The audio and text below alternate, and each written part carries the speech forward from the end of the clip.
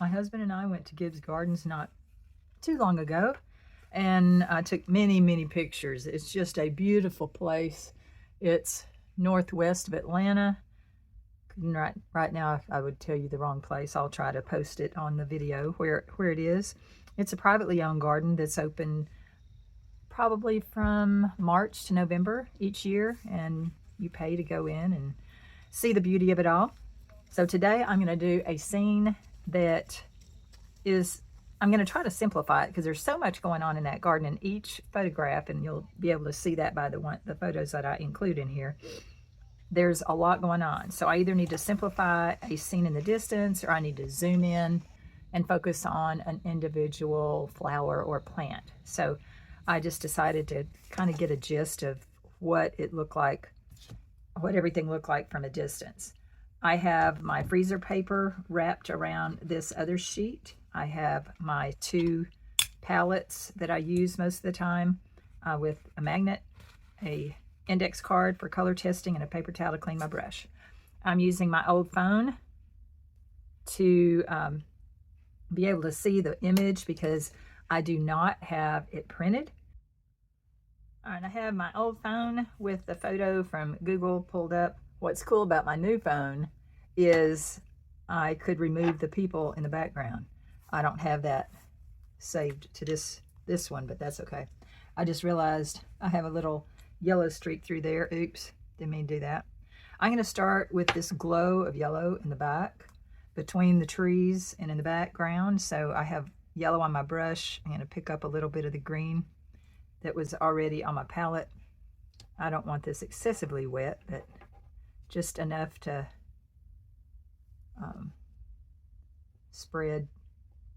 spread through a little bit, and where I can come back and add a little bit of other colors because it was a little bit of fall in the air at the time.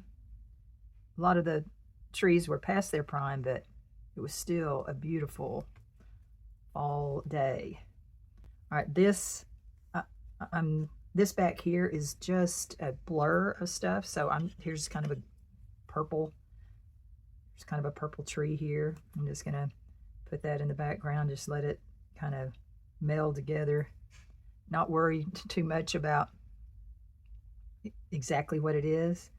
And I'm gonna create some darker tones toward the bottom of the foliage, as though there are things that are growing back there that are casting a shadow. I don't really see any sky, but it's kind of a muted gray. Yellow and purple make kind of a gray. So I'm going to just lay that in. I'm going to go around these trees in the front because I want the color of those a little more pure, even though they're darker. I want a little bit of orange in there, so I'm just, well, there's a siren in the background. Hope everybody's okay. A little bit of foliage, different colors back there, just a hint of it. I don't want much because it's sort of a, well, it is. That's the distance. I don't want much information or distraction from that. I want this to be a little darker. So I'm putting that in. There are some white trunks back there. I'm not sure if I'll be able to lift it off with my brush. I think I'm going to try this first. Make it a little stiffer. Sorry, you can't see what I'm doing. All right, I did lift off some, but it's a little too fat. So what I can do is I can just kind of come back and paint around some of those, the negative space behind, just to give it a little bit of illusion of foliage back there and trees. All right, I'm trying to do this painting fairly quickly. Just good practice to get into. I kind of overworked a lot of the paintings I did this past week. That is too vibrant.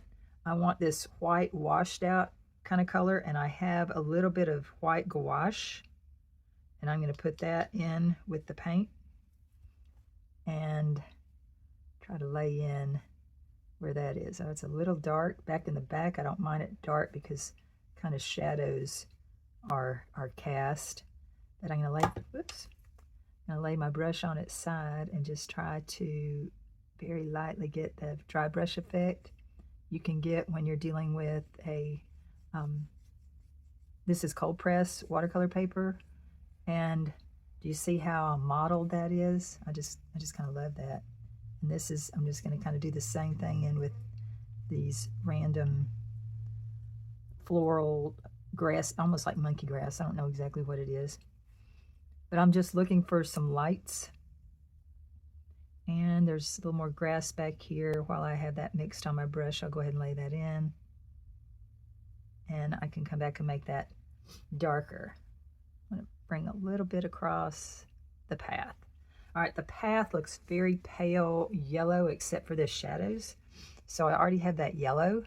So I'm going to pull a little bit of that white gouache and then water it down.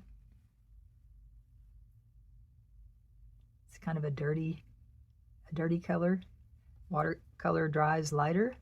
So I'm hoping that this will read like a sidewalk color. And then when I come back with the shadows, maybe that'll tell a better story. I don't like how this is a hard edge over here. So I'm going to come in and soften that a bit, kind of scrub it. Pick up ultramarine blue, make a little green out of it. This plant is in the sunlight, so I don't want to make it solid. I'm just trying to put in sort of where these shadows are and bring it down into the grass because it is closer to me. So the closer something is, the farther it is down on the painting. And there's some greenery in here. Probably should have saved a little of the light in there for a variety of other colors. A little late for now. I'm gonna make that shadow back here a little darker. I'm gonna lay my brush on its side. Oops, barely touch. I don't want anything too vibrant back there.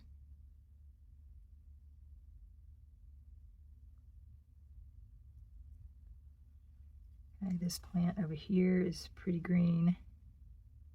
Go ahead and put it in.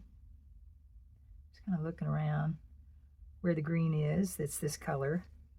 There's a lot mixed in with this red and pink, but I want the red and pink to be vibrant.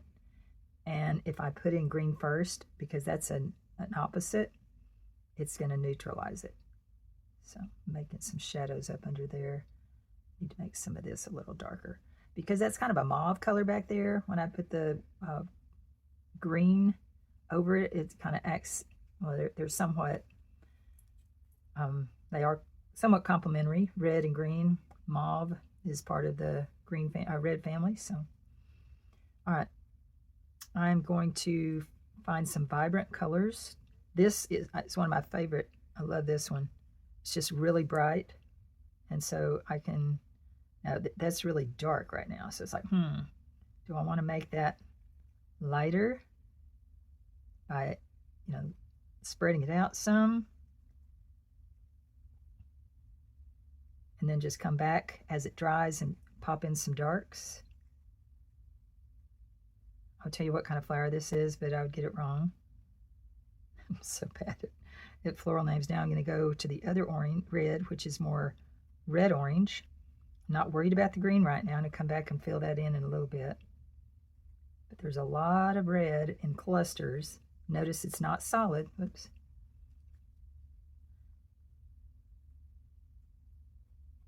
Just kind of bouncing around. If I wanted a little more orange, I'll pick up some of the yellow. This is gamboge, so it's nice and warm yellow. Love it. Okay, while this is starting to fade out, I'm going to go back and pick up a little bit more. Pop in some on top of the drying thinner paint.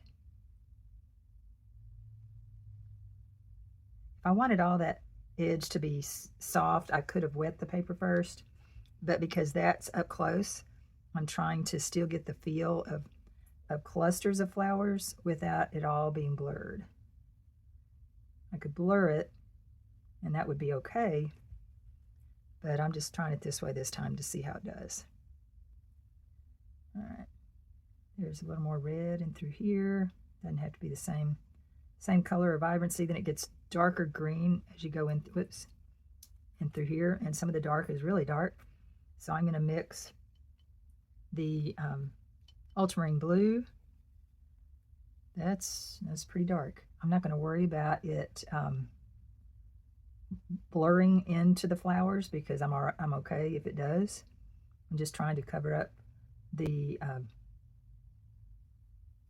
dark or the white of the paper right in through here. It won't be totally covered because I do like it to breathe a little bit, so to speak. But the shadows are on this side, and I want to try to leave a little bit of hint of this skinny foliage on the front just by cutting in to the light. Some of that's still too light, so I'm going to pick up a tad bit of the doesn't take much, tad bit peacock blue, adding a little red to it. So I want this pretty dark. I think I'll add a little burnt sienna to it too. Tone that down. I want it pretty dark. When I squint my eyes, that's some of the darkest dark. And right around the base of the tree is also dark. So I'm looking to where I can lay this color.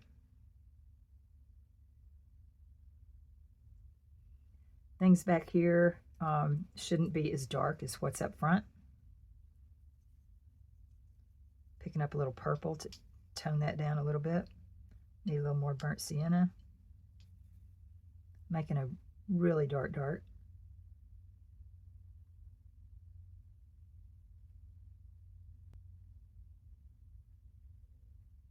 My paper is dry, so I'm just kind of bouncing around trying to, okay, I'm just going to let that fade out here. Trying to get the darkest parts while still leaving areas where the light can creep in.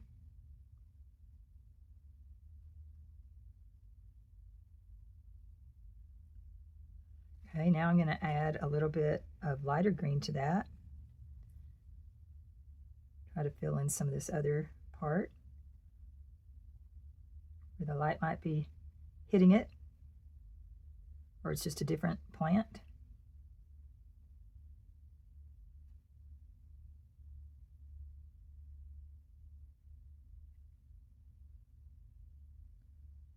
One thing you can do if you were using more watery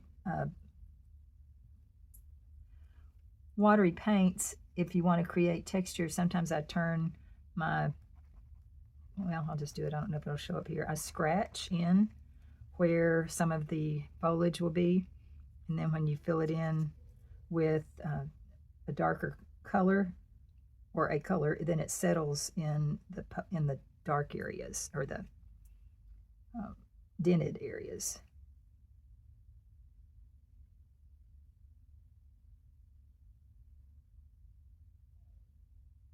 So I'm trying to pull some of the dark into here, and I want it even through here just a little bit so it doesn't look like it's just all at the bottom. But I'm going to change the shadow color when it hits the sidewalk. This is in the grass right now. But when it hits the sidewalk, it's going to turn to more of a purple tone. I'm going to fill in a little bit of this through here first. The flowers get smaller, less detailed, so I'm going to go ahead and just dab where those are going to be. Might have to erase my pencil lines before this is all over with. Looking to see what's going on back there, and it just kind of disappears off into the distance. That is mixed with a bit of green, so I'm going to get a little bit more burnt ultramarine blue, mix it here with what was some green, and just kind of abstractly fill in that so that it is, there's something there, but it's not real. It doesn't pull your eye. That makes sense. Okay, some of that really little bright in through here. I'm not going to paint any more of the sidewalk, the light part. And want to add some definition to the ground over here. While I have this muted green, I'm going to put in some, take off some of the paint, some of the foliage of trees in the back.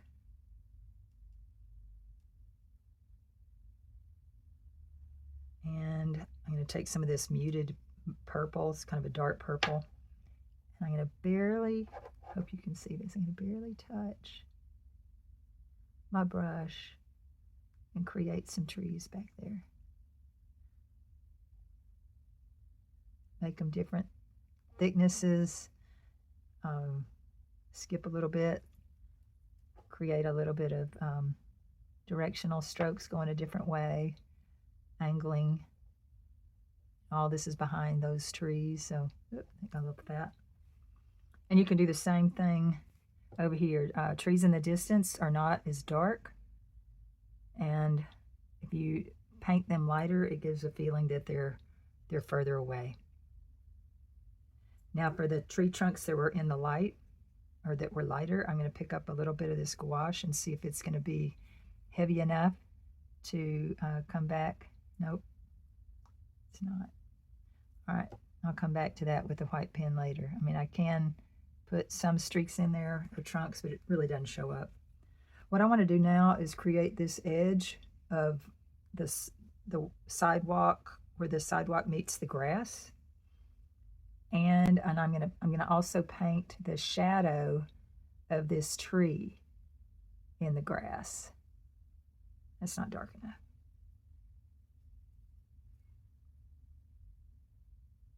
Still not dark enough. I'll come back.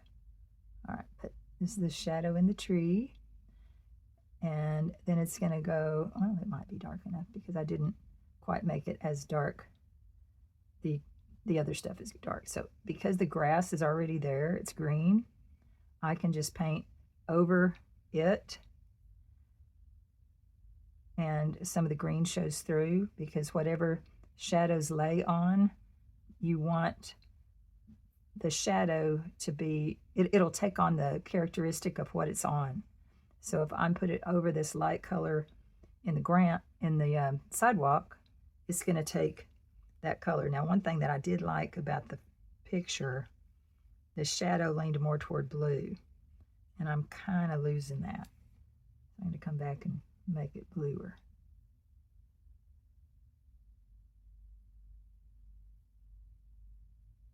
Just going to let it go off the page.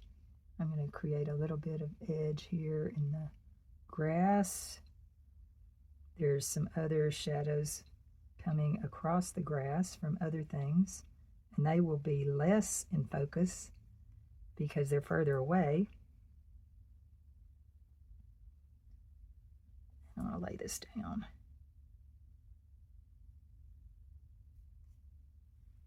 Get a little bit of variation in there.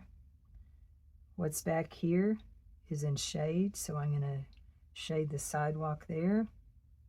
Now I need to come here. I want it a little more vibrant because it's closer. And I'm going to create this shadow here. And that should help marry those two shadows together.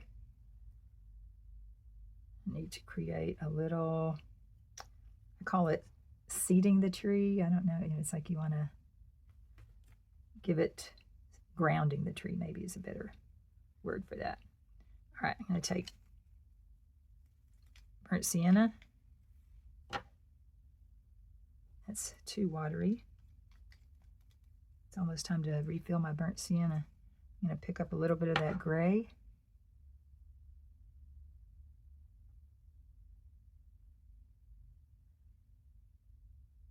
Barely touching, trying to feel where I left the tree trunk available.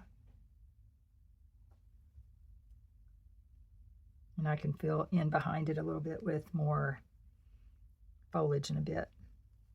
This one's darker.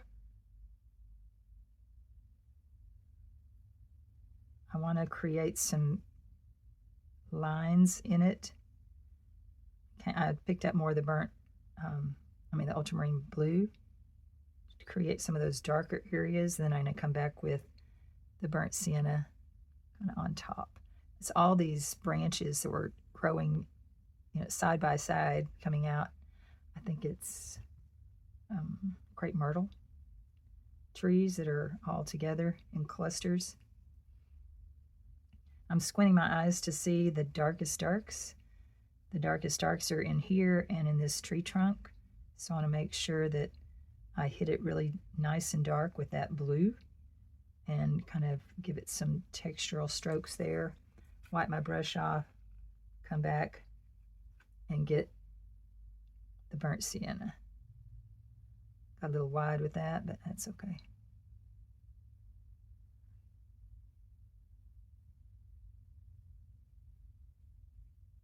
Now if I scrub on that too much, I'm going to lift off some of the texture that I just put, which I really don't want to do. But I like the blue tones to kind of get this feeling of coolness. I don't want all my branches to be the same tone, color. There's some orange kind of hitting the edge of this one where the sun hit. So I'm coming back. I'll get that a little brighter. Hitting, well, it's not bright enough. Let's try that again.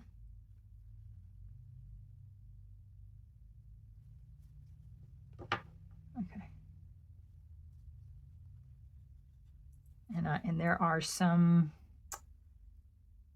bright colors of leaves back in here. I'm going to re-emphasize that again while I have it on my brush.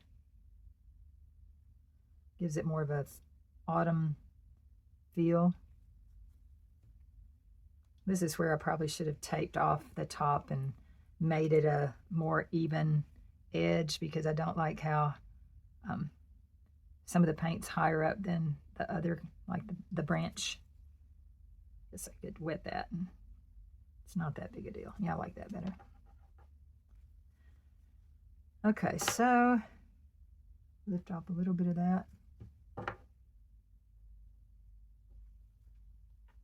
Kind of lifted it too much. Notice I'm not letting things dry very well. That happens.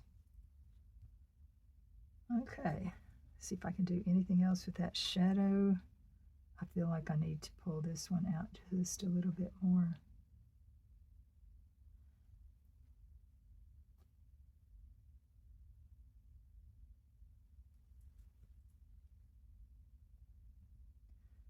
All right, I'm looking. The green in the grass here is about the color of what's back there, so that should be a little darker because it's more in the shadows. All right with that. Anyway, if you've never been to Gibbs Garden, it's an absolutely beautiful place. This was a fairly quick demo. I see a little bit of foliage that I can put up here to kind of finish that off. Oh, what I was going to show you about what another choice for the trees in the distance is the Signo Uniball Signo pen. Oh, there it is, sorry. And I'm gonna make sure it's writing. Make sure this is dry. Sorry. If you want some trunks, you can put a few back there. If you want them more blurred, you can barely hit them with water. Soften that ink. And, well, I'm okay with that. Well, sort of. I'm going to make this a little darker on this side because the sun is not on that side. That side of the tree needs to be a tad darker. So, well, helps to pick up some paint. There we go. And add a little blue to it, make it darker.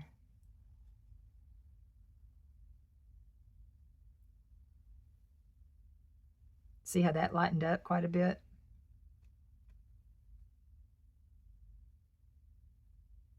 The more water you have in the brush, the more light, the lighter that will dry. And it's helpful if you let it dry first before you come back and try to put another layer. I'll let this go down into the flowers a little bit more. Okay, almost done. I love this bright pink. I'm going to mix a tad bit with some of the white.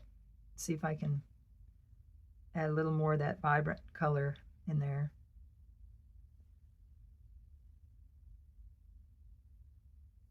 There we go. A walk at Gibbs Garden. Hope you enjoyed it.